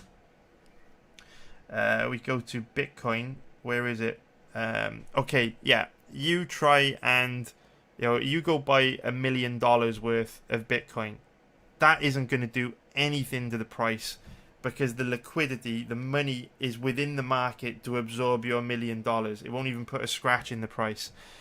As you can see, the 24-hour volume every day, $500 billion worth of Bitcoins traded. So your $1 million is absolutely nothing. It's exactly like a big boxing fight. You want to bet $1 million on Deontay Wilder, Tyson Fury this weekend? No fucking problem. Because how much money will have been bet on that boxing match collectively, worldwide, you know, at that casino, at every betting site in the world? Huge liquidity pool, huge amount of money to absorb it. But if you want to go buy $1 million worth of, let's go all the way to the bottom of CoinMarketCap, page 71. Page 71, okay? Say you want to go and buy $1 million worth of fucking Buddha coin. Well, we can see that there's no trading volume for the last 24 hours. So if you go and buy $1 million of Buddha coin, the liquidity doesn't exist within that market to absorb your $1 million. So you're going to clear out the order book. In fact, you probably wouldn't be able to buy $1 million worth of Buddha anyway, because there's no Buddha in the fucking order book to even buy. But if there were, if we went to like page 50 or something, page 67, no, still no volume. But anyway, point being, if you bought $1 million worth of something where there was no liquidity, the price would shoot up. It's exactly the same in gambling. If you want to go and bet $1 million on fucking, I don't know, pick any fighter. If you want to go and bet $1 million, sorry about that, guys. If you want to go and bet $1 million on Chris Gutierrez this weekend, you can't do it. You can't bet $1 million on Chris Gutierrez. It's impossible. You walk into a casino and be like, oh, I want to bet $1 million on Chris Gutierrez. They'd literally fucking laugh at you. First of all, they'd ask who Chris Gutierrez is, and then they'd laugh at you, because the liquidity, the money just isn't there to absorb a bet like that. So, you know, you have to, you can only place bets, you know, where the liquidity exists. And you know, when you see on like the UFC broadcast, you'll see shit like, you see it pop up in the corner of the screen, DraftKings Sports, one sports better just bet fucking 20 grand on fucking Marina Rodriguez to win by knockout or TKO. Let me tell you something straight right now. You can't go bet 20 grand on Marina Rodriguez to win by knockout or TKO unless you have fucking done your bollocks in on that betting account for a long period of time. Number one, they ain't letting you bet 20 grand on that if you've got a fresh account.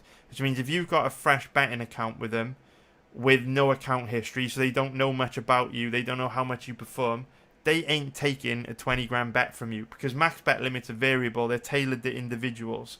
So, for example, if you open a new betting account today with DraftKings and you go and try and bet 20 grand on Marina Rodriguez to win by knockout or TKO, one of two things are going to happen.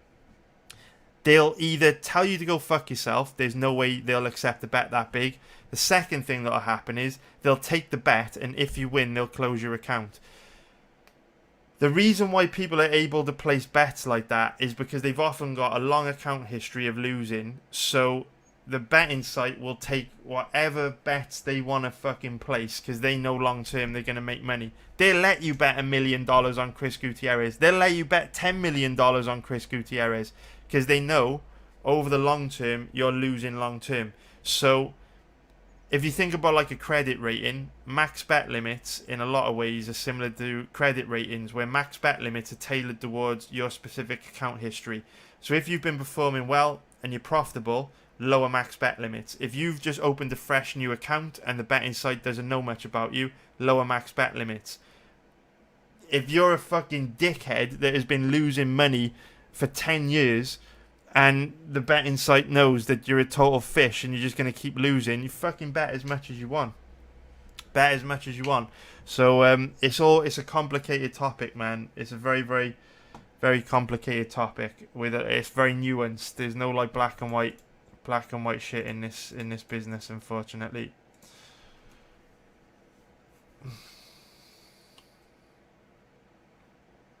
All right, let's get it going. Let's move on because we want to get through this Deontay Wilder versus Tyson Fury fight, and I could talk about this all day. So let's get into it, guys. We're gonna do round 1 of Carla Esparza versus Marina Rodriguez. Let's get it going. It starts at 1 minute 47 on Fight Pass. Let's get it going in 5, 4, 3, 2, 1, go. Let's go, guys. Let's go.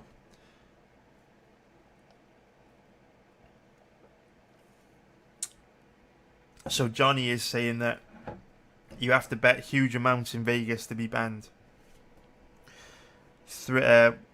Max bet for UFC without membership is $3 grand. That's really good, man. That is a lot higher than it is in the UK.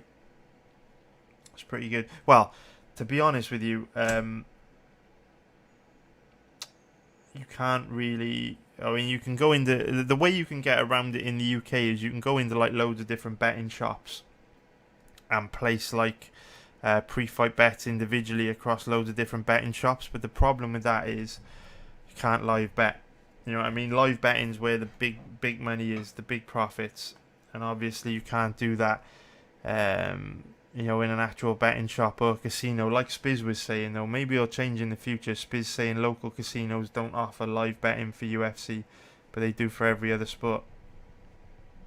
It's annoying, man. I've seen them in the casinos in Vegas where they've got like those terminals you can sit at. It looks really cool. But this is why I'm taking football betting so seriously, because football live betting's been so profitable for us. And we don't have to worry about liquidity. Well, obviously there is still max bet limits. There is still liquidity issues, with football betting, but it's a hell of a lot higher than it is with UFC, which means it's not as big of an issue.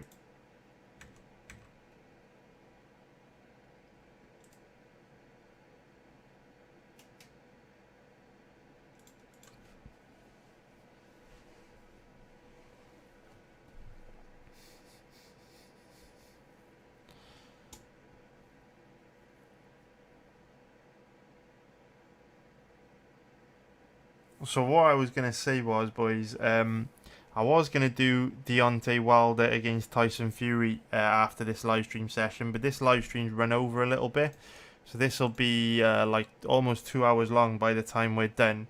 I thought it would take like a lot less time to get through this fight. So what we'll do is, instead of rushing Wilder Fury, because we've only got an hour and 15 minutes before the football starts, so rather than rush through it, we'll do it after the football. So we've got Italy versus Spain tonight. So like I say, boys, tonight, if you remember on my website, we'll be live betting the European Nation League semi-final between Italy and Spain, which should be a really good game. And then France-Belgium play tomorrow, and then the winners play each other next week.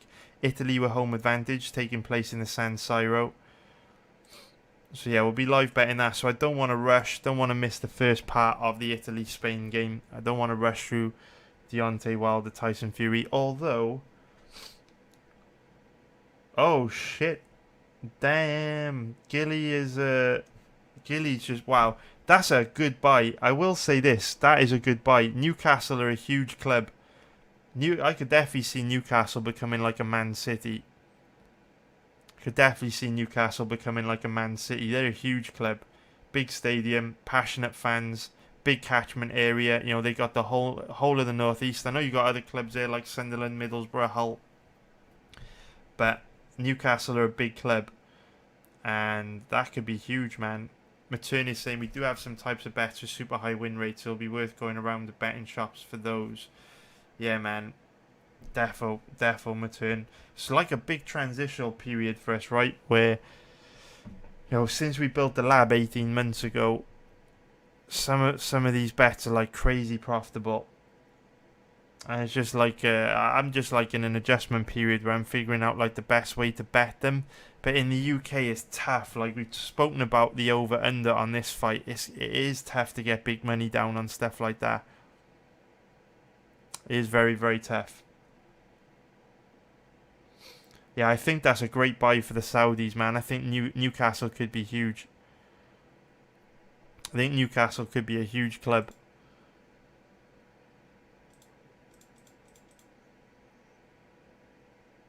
And what we are seeing here is Esparza is getting Rodriguez down very easily. Rodriguez is basically making every mistake in the book, right? Like even here, instead of trying to clear her legs and use the cage to wall work, she's too busy attacking Esparza with elbows. So sync up this next round for me now, guys, which starts at 8 minutes 23. It's 8 minutes 23. Sync it up, guys. 8 minutes 23. Sanders got a 1 unit bet on Rodriguez. Good luck, dude. Good luck, mate. And let's get this next one going. Sync it up. Get it going in 5, 4, 3, 2, 1, go. So like I said, guys, if you want to research Deontay Wilder versus Tyson Fury, we'll do it after the football. And we will do it on Twitch. We'll do it on Twitch, man. And see if we can dig up a bet on that fight. Should be quite an easy one to research. Because obviously they've, you know, fought twice,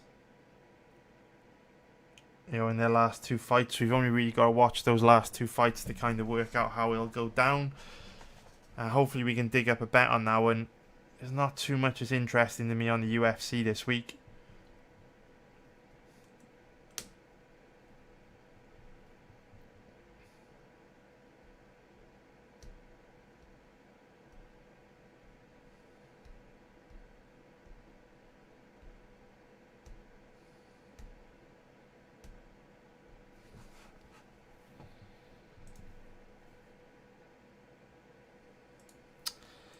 Yeah, you know what, Sander? It is risky, I think, mate, to buy.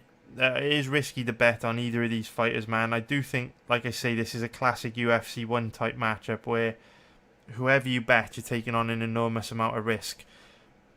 Because we know Dern's not the best offensive wrestler, but then she might not need to be because of how bad Rodriguez's takedown defense is. So if the fight stays standing, you know Dern is going to be in a lot of trouble. She's probably going to get TKO'd. If the fight goes to the ground, you know, Rodriguez probably going to get submitted pretty quickly. So it's just one of those fights where no matter who you bet, you're going to take on a lot of risk. It's not really the kind of bet that I want to, well, not really the kind of fight that I want to bet, because it's one of those fights where no one knows what's going to happen, right? See, little shit like that can get Rodriguez into a lot of trouble. Allowing allowing Esparza to get in on the legs very easily. Like, I know Esparza's got that lower center of gravity, so she can shoot in, you know, really deep on her opponent's hips. That's something we don't see from Dern. But Rodriguez definitely gets caught cold from time to time, and she can't afford to give up one takedown here against Dern. Like, the levels on the ground are too big. And like I say, you know, you look at a fight like this, it's just not really the kind of fight that I'm interested in betting. You know, if I bet Rodriguez, I know that even though she's got a good chance of knocking Dern out, she only has to make one mistake in 25 minutes, and if she goes to the ground with Dern, she's probably going to get submitted. But I don't want to bet on Dern either, because she's got poor offensive wrestling. Her striking defense is extremely bad. And I just think if Rodriguez fights smart, Dern's not going to get near a takedown. JB is saying, if you look at this fight in terms of whether there is any low-hanging fruit, I think it's pretty easy to say there is none except the prop bet. Yeah, I agree with you, JB, dude. 100%, mate. I agree with you, man. 100%, dude. Yeah, I think whoever, like JB said it best, whoever you bet on this fight, you're taking on a lot of risk. Shitload of risk. But anyway, boys, as we wrap this session up, we're going to be doing a lot more research today. So if you're up for researching Tyson Fury, Deontay Wilder, we'll do that later on. That should be a good one to get through. Like, the odds are kind of playable on Tyson Fury, considering how well he did in his last two fights. I think I was watching Tyson Fury's interview with Ariel Helwani, and he said that, you know, out of, I think he's been in there for almost 20 rounds with Deontay Wilder, and I think Wilder's only won 2 of those 20 rounds, something like that. So it'll be an interesting one to research later on. But yeah, this one's looking like an easy pass to me, boys. So that is going to be it for this live stream. That is going to be it. So nice one, everybody. I'll put out a Telegram message when I'm about to go live again, so you can join the Telegram group with that link. And yeah, nice one, boys. I'm going to pass on this one. Take care, everybody. I'll be back for more live streams on Twitch later on, and obviously on the website. So take care, guys. See you later. Bye.